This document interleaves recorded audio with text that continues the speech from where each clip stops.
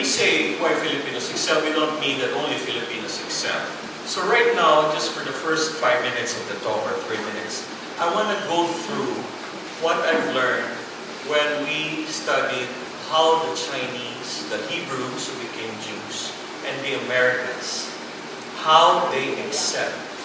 And they do excel in chaos, because it's not only Filipinos who do that.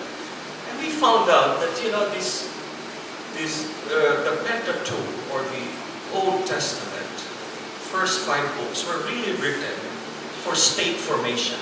At the time when these books were written, the northern kingdom of Israel and the southern kingdom of Judah, they were really subjugated by foreigners. They were fighting each other. There were multiple tribes. There were many gods. And the writers really need to write a nation that was unfolding, and they have a formal genealogy from Adam to David to Jesus. It was important for the Hebrews to feel that they're the special people. So that's the ingredient. We are the chosen one. And the foreigners are not the chosen ones. The God of the Hebrews is not our God. We're Christians. But it was important for the Hebrews who became Jews to feel and instill in their minds that they're special. Now, that's how they have this cultural trait to survive any kind of harassment or even genocide. They survive. You have to have that kind of cultural trait. The Chinese people, for 2,000, there are 5,000 civilization years, but you know, they had this sense of order, that the emperor is above the state is above the family. The eldest child, this is Confucianism, is above the youngest child, but the eldest child has to be fair, but the youngest child is to follow. To the Chinese, the sense of order was important. As you can also remember, because of all the famines and the different quote-unquote tribes, they had to organize themselves, and the motivation was order. So you have tradition for the Hebrews, that they're special people, and for the Chinese, order. Once the tradition is set in place and order is set in place, you have this blossoming of geniuses of people. The Jews are one of the most brilliant people in all fields of endeavors, human endeavors. The Chinese as well. But the Americans, as you see, these are people who moved to the U.S. and they really established freedom. To them, freedom is what dominated, what governed their psyche for almost 300 years. In fact, when they organized America, they were fighting how wide the national scope of power versus the state autonomy. That's why you had the Civil War, that the South always wanted to, by economic reasons perhaps, have slavery because of one word, autumn, which was their industry. And they were grappling with freedom even after the Civil War. So they have Jim Crow. These are a set of laws that make black people second-class citizens. Not in the same toilet, not in the same table, not in the same restaurant. They have to have their own. That will be the case in 1964, the Board of Education. Brown versus Board of Education. Up to now, they're grappling with freedom. So Filipinos. Now, going back, so if you're Hebrew, you have that sense of tradition. You have Chinese, you have that sense of order. And you're an American, you have that sense of freedom. You blossom. You remove any one of those elements from these people, they become less optimized in their pursuit of their own happiness or perfection, or aiming to approximate perfection. Now we go to the Filipinos. There's a book that says, climate makes the man. Why are Filipinos cheerful? We have these islands, we have this beautiful paradise. In the book of done in about the 1762 to 1764 British invasion and leading to this map. The writer said there were the British forces who invaded the Philippines were not really the British naval forces. These are entrepreneurial individuals who convinced the British government and said, we know some islands in the Pacific. They're so beautiful. They have spices and everything. If you commission us as part of the British forces, anyway, there is a 7-year war. That was the first global war. We want to be part of this expedition in Mantis, and we will attack the Spanish forces in Manila. And these were the British forces who came in here, and we were under British government from 1762 to 1764. But in their writings about those set of islands, there was a line there that I really liked. The natives did not allow us to reach the shore. They just want us to do trading in our boats. So they would come in small boats to our big ship, and we would trade with them. And we were not allowed to reach the shore and do business with them. So why do these people, the natives, the early Filipino settlers, didn't want to share these islands to them? I could only surmise that, if really climate makes the man, we are not like the people up north in the northern European countries, where they have long period of cold, dry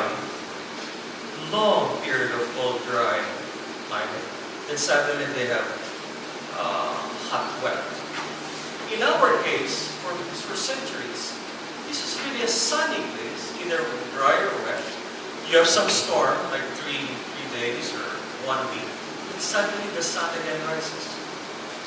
Perfectly okay. So the disposition of our people were we were self-reliant. We could fish, we could plant, and we were never subjected to long period of winter or the harshness of winter.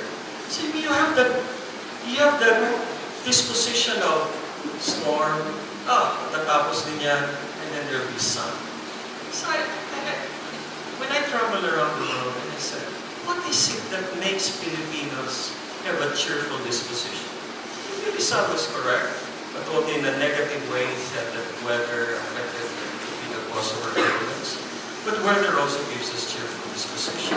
So when people are isolated and you only have your family to depend on, and you have these tribes, different tribes, what this sense of family, being able to survive and absorb the pressures of even the ancient times of modern life, it is that sense of family. Because your family might be somewhere in that one island or up in the mountain. You're always connected to that. And I figured when I look at the 10 million Filipinos as a concept, I said, I want to test this. So you talk to people who are seamen or teachers or homemakers. What makes you send so much money? $25 billion every year. But to them, when they send $1,000 a month, they're already supporting their family. They're already doing their part. That's what exactly happened to me. Born with a blind father, I was the eldest, 8 years old. We had the Velarde studio. Oh, what do? We learned photography. It was my first toy. I know what 10 feet is, 20 feet. I know the aperture, where the light will go. You learn how to see from your blind father. And that's exactly what happens to some of our members of our family. The farmer parent, farmer children. Some of them would take the risk of going to the city and then work. And then their children will go abroad. And then they send money to the grandparents who are still in the provinces. So what makes us able to excel in chaos? I think we are so identified. That long moments of isolation from islands bind us with the land, bind us with the place and the people who live. We didn't really have, this West Philippine Sea is a problem because this is the first time we have a foreign neighbor. If you're not in Mindanao, you wouldn't think Malaysia is there. But people in Luzon, they said, we never had a neighbor. We never thought of how to deal with a neighbor. Especially a bully one. Such child. And so, what happens here is, your lives and my lives, being Filipinos, being in this place, hardened by this land, but with the gift of nature, even the Spaniards who came here, we call them early Filipinos. It's just like the British and the Scots or Germans who went to Massachusetts. They were called early Americans. So with these Spaniards and natives and local guys building and living in these places, this was 1734. When did we declare our independence? 1898. When our patriarchs copied the Declaration of Independence of Cuba, which Rizal should have written himself, but he did not. But we had one whole nation in 1734. From as high up as Baboyunes y Batanes, up to Borneo, where there is Sabah. It's part of our map. Now you have Panakot, Baho de Masinloc. Then you have the Spratlys. They were called Baho de Panakot. These are all our islands. Could you imagine if you were living here for centuries and your family lived from one generation to another? What makes you a Filipino? It's the beauty of this place. It's the land, the climate makes the man. Here, well, we have crocodiles here. I don't know from what government office is that. There's carabao, nag-aararo. Ang babae nagtatrabaho. She's an equal partner of the self-reliant society.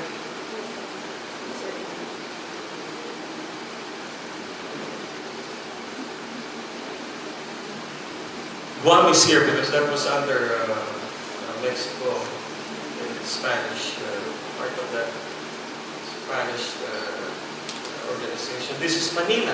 And you have to draw how it was organized. Of course, Spain taught us urban planning. Then there is also the Fresco Agua, fountain of fresh water. And they were saying, anywhere you dig, there's fresh water. And it's so sweet. Almost as sweet as the coconut. Could you imagine if your people for centuries live in that place? That makes you have that cheerful disposition. And we did not fool ourselves that we're the chosen people. No. We just live in paradise and we're able to survive. And we did not fool ourselves or impose any sense of order. Why? Because order evolved. Our tribes, where women participate, make decisions by consensus. And freedom is not invented in the 1776 Declaration of Independence or in French Revolution. We were free long before the Americans called it freedom.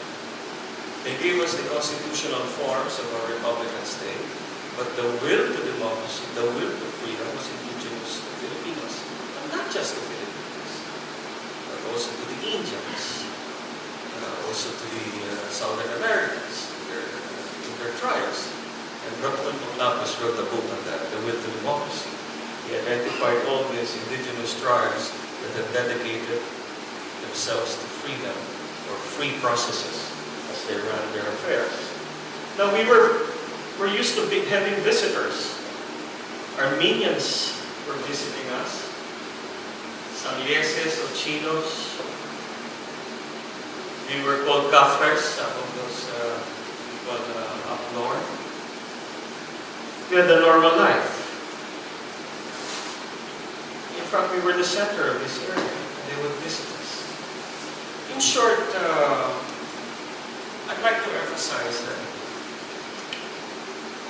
this particular map is a reminder of who we are. You know, people can talk about martial law. Some people don't even remember martial law. People can talk about Quezon, how he was like a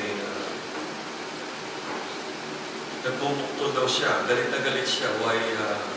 Because he wanted his own parades. He wanted to be Philippine president. And I think People still remember, or old folks still remember that story. That he insists that he be accorded that treatment, and which includes all the paraphernalia, all the rituals of a president, which was good. So we remember, we hear about Rizal. But after that, the younger, we don't know who we are. And yet some people would document 5,000 years of their lives, even concoct some myth and legend as part of their story and making them look historical. But ours, in each place of this, there are about 900 plus towns and cities which were already there in 1734, which means the Spaniards already established them. But who? Where are their narratives? That is what I'm asking. There are certain narratives in each town and places, in each tribe, that we can collect, that form part of our rebirth or birthing of a nation. There must have. When I was invited in Spain a year ago, last August, when they heard I got this original copy from the Duke of Northumberland, so I went there and they showed me their own copy of the 1734 Murillo map, and it was made of paper, medyo malabo na. But the original that I saw, after I bought this via phone bidding, was made of linen. So the story was the British forces came here, took the copper plates, brought the copper plates with gold and other treasures that they got from us to UK, and then they printed another map. And this map was one of them, and it fell in the hands of the Duke of Northumberland, the right-hand man of the guy, famous guy who defeated Napoleon in Waterloo. And for 14 centuries, the original map was kept in their castle, Anling Castle, and another castle that they have, estate. And the 14th generation Duke had a big flood, and the estates collapsed because of a water damage problem. And they saw this map. And they said, well, we need money, we got to sell 80 of our heirlooms, and this was one of them. This was item number 183. So, just to lead the story to this map, Justice Carter told me, well, I talked to the National Museum, they don't have the money. I talked to the private museums, they're not interested. Well, you are a Velarde, and you seem to be doing well. Why don't you look at it and buy it? And the country needs it. And the idea was to buy it at 30,000 pounds and maybe 1.5 million pesos to 2 million, and maybe 3. Take it, buy it, bring it here, and resell it at cost in the National Museum. But because of the furious bidding, it reached 8 million, 9 million, 12 million, 12.6 million. So I figured, after the 3 million, I said, once I still participate here, it's already my decision to pay for it, with no expectation that I can bring it and have it reimbursed. So I just said, no, just buy it because we need it for our case. We cited this map that showed the Panakot, Scarborough Shoal, as evidence to the uncles, but the country does not have an original copy. I said, well, we have some extra funds, but let's just get it. When I bought it and I saw it, it's so beautiful, much better than this digital copy. When I went to Spain, they treated me like the descendant of Father Murillo Velarde. They said, he's a priest. I mean, that he's the descendant. He said, don't surprise us.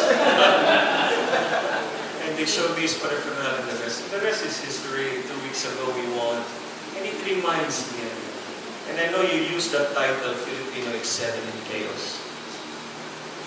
Your king told you, oh, we have some islands in the Pacific. Yes, Your Highness. Oh, make me a map. I want to see. 1734, your Pedro Murillo Velarde, he depended on 2 Filipinos, Francisco Suarez and Nicolas Bagay. The one who drew this and the one who made this. Could you imagine all these islands? No Google Earth, no GPS, no Apple, celestial navigation. Right? mean, how could they possibly do this? Of course, the natives already knew what these places are. But you know the map. And tell me, it is very close. Mindanao is smaller. I want to say it's a failure of paper space. This is start here. But they included Borneo. Anyway, this is here for you to see. I am a Filipino. I'm very proud. I get this cheerfulness from our long history of living in paradise, sometimes attacked by storms when the oceans roar and some of our people die.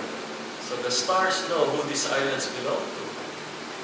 The heavens know that these are all ours. And no neighbor 900 nautical miles away or more would even claim that these islands, less than 100 kilometers from us, or more or less, are not ours. And you know what? No borders. If you look at the world map, every line there is not drawn by pencil or paper. It's drawn by blood. Look at history. Every dot there was drawn by blood. Because no neighbor will give you more than what you fight for. And now we have a bully neighbor. What happens in Palestine and Israel? That border is like sports. 2 people died last week, 1 person tomorrow. Just to keep that border there. And we have to be ready for that. Or else from here, they go here. And next time, the Pacific Ocean is theirs. Thank you very much.